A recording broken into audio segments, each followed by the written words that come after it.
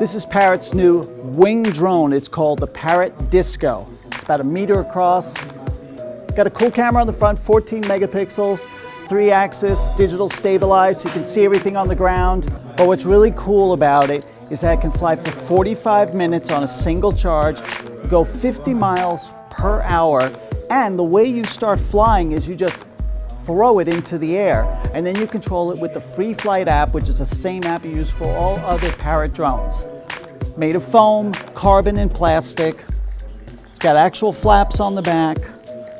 Still just a project, coming out sometime in 2016. We don't know how much it's going to cost, but it's introduced here at CES 2016, and we think it's pretty cool.